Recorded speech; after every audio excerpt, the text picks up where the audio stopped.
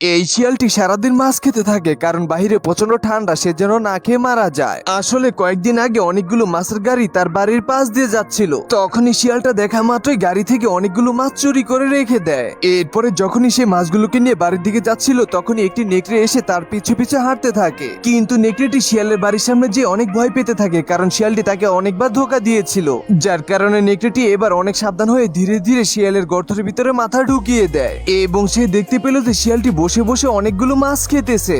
এটা দেখার পর নেকড়েটার জিহ্বা দিয়ে পানি বের হতে থাকে এবং শিয়ালটাকে বলতে থাকে আমাকে একটি মাছ খেতে দাও। এরপরে শিয়ালটির খাওয়া দুটো ছোট ছোট মাছ নেকড়েটাকে দিলে নেকড়েটা খেয়ে নেয় আর বলতে থাকে তুমি কিভাবে মাছ ধরো আমাকে দয়া করে শিখিয়ে দাও। এর ফলে শিয়ালটি রাত হলে নেকড়েটাকে নিয়ে নদীর পাড়ে বরফ ভাঙতে বলে। তখন বরফ ভাঙা শেষ হলে শিয়ালটি নেকড়েটাকে বলতে থাকে তোমার লেজ এই বরফের ভিতরে দিয়ে রাখো, মাছ এসে কামড় দিলে তুমি টান দিয়ে মাছগুলো উঠিয়ে নিও। শিয়ালের কথা মতো সে তার লেজটাকে বরফের ভিতরে দিয়ে সারা রাত ধরে বসে থাকে। এর কারণে নেকড়ের পুরো শরীর ঠান্ডায় জমাট বেঁধে যায় আর তার লেজটা বরফের ভিতরে আটকে যায় এবং নেকড়েটি অনেক চেষ্টা করার পরও বরফের ভিতর থেকে তার লেজটাকে ছুটাতে পারে না। কিছু সময় পরে সেখানে কয়েকজন মহিলা কাপড় ধুতে আসলে নেকড়েটাকে দেখা মাত্রই তারা সবাই লাঠি দিয়ে পিটাতে থাকে। তারা সবাই মিলে নেকড়েটাকে এতটাই পিটায় যে তার পুরো লেজটি ছিঁড়ে যায়। এরপরে সেখান থেকে নেকড়েটি পালিয়ে যায়। এরপরে প্রচন্ড রেগে গিয়ে শিয়ালটির কাছে গিয়ে বলতে থাকে যে তুই আমাকে ধোকা দিয়েছিস, তোর কারণে এখন আমার পুরো লেজটি তারা ছিঁড়ে রেখে দিয়েছে। কিন্তু শিয়ালটি উল্টো নেকড়েটাকে দোষ দিতেছে, বলতে থাকে যে তুই তো হলি একটা বলদ,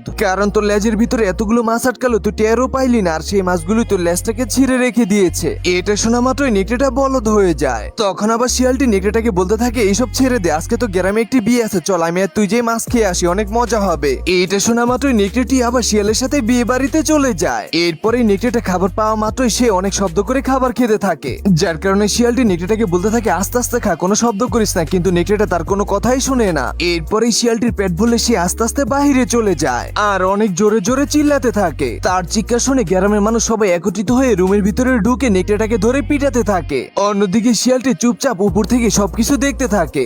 এখন আবার নেকড়েটাকে ভোদাই বানানোর জন্য শিয়ালটি বরফের পানির ভিতরে শুয়ে পড়ে আর পানির ভিতর থেকে উঠে ঘাসের ভিতর গড়াগড়ি করে সে রাস্তার ভিতরে শুয়ে অজ্ঞান হয়ে যাওয়ার অভিনয় করে, যেন নেকড়েটা বুঝতে পারে সেও মার খেয়ে এখানে অজ্ঞান হয়ে আছে। অন্যদিকে নেকড়েটি মার খেয়ে রাস্তা দিয়ে হাঁটতে গেলেই হঠাৎ করে দেখতে পায় যে শিয়ালটিও রাস্তার ভিতরে পড়ে রয়েছে। এরপরে শিয়ালটি এক চোখ খুলে নেকড়েটাকে বলতে থাকে যে আমি তোমাকে বাঁচাতে গেলেই গ্রামের মানুষরা আমাকে মেরে এখানে ফেলে দিয়ে যায়, যার কারণে আমি ঠিকমতো সোজা হয়ে দাঁড়াতে পারছি না। শিয়ালটির কথা শোনা মাত্রই নেকড়েটি ইমোশনাল হয়ে তাকে কাঁধে করে নিয়ে শিয়ালের বাড়ির দিকে যেতে থাকে। কিন্তু যখনই নেকড়েটা শিয়ালের ঘরের সামনে যায় তখনই শিয়ালটি নেকড়ের পিঠ থেকে লাফ দিয়ে তার গর্তের ভিতরে ঢুকে যায়। তখনই নেকড়েটা বুঝতে পারে যে এতদিন শিয়ালটা তাকে ভোদাই বানিয়েছে।